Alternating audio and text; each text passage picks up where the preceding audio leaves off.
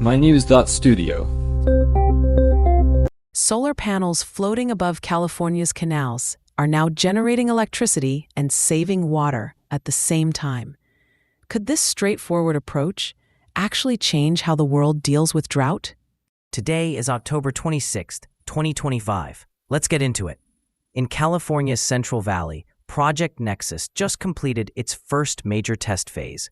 It's the first large-scale project in the U.S. to install solar panels over irrigation canals.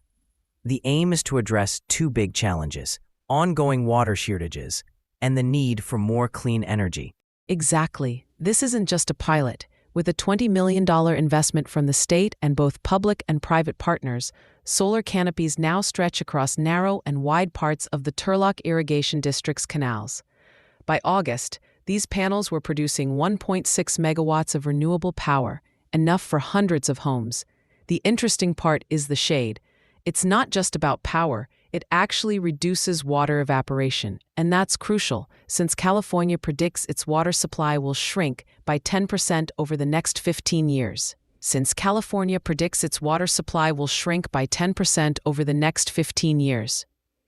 Let's put that into perspective. Early data from UC Merced suggests that if every one of California's 4,000 miles of canals were covered like this, we could save about 63 billion gallons of water a year. That's water for 2 million people. And the panels could generate up to 13 gigawatts of electricity, over half of what California needs for its 2030 solar goals. So, you're getting two big benefits from existing infrastructure. And the ripple effects go even further. Covering canals doesn't just save water or make power. The shade actually cuts down on algae and weed growth, so there's less maintenance. Plus, by building solar above canals instead of on open land, they're not using up farmland or wildlife habitat, potentially saving up to 50,000 acres. That helps both farmers and local ecosystems. There's also a technical benefit. The water beneath the panels helps cool them, which improves their efficiency. Wait, so the panels actually work better because of the water underneath? Exactly. Especially important during heat waves. Cooler panels perform better. And since these are built over existing canals, there's less pressure to find new land. So you avoid some of the land use debates that often slow down big solar projects. It does sound like a double win. Still, there are open questions. Can this model scale in other countries, especially where resources are tighter than in California? The hurdles are real. High upfront costs, strong engineering needs, reliable grid connections, and storage. In places with weaker infrastructure, those are significant obstacles. And the environmental side, while the shade reduces algae and can improve water quality, it might also change the habitat for fish or other aquatic species.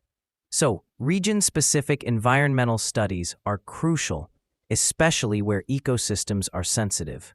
There's also the policy piece. For other regions to follow, they'd need incentives, subsidies, tax breaks, easier permitting, and clear rules on public-private partnerships. International aid and climate funding could make a difference for countries with limited budgets. So, is this just a California experiment, or could it catch on globally? It really depends on whether governments, investors, and communities are willing to rethink their infrastructure. Are there other countries with canals that could be used this way? Project Nexus is now basically a real-world test site.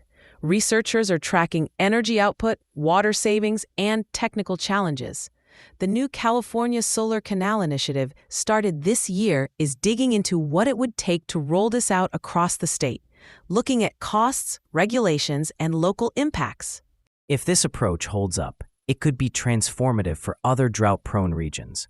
But will the high upfront cost and technical complexity slow down adoption in developing countries? Or will the benefits drive faster action? To wrap up, California's solar-covered canals are more than a local fix. They might become a global model for solving water shortages and boosting clean energy as climate extremes worsen. Thanks for joining us. Today we explored how Project Nexus brings together solar power and water conservation, what it takes to scale up, and why these ideas could matter worldwide. Thank you for listening.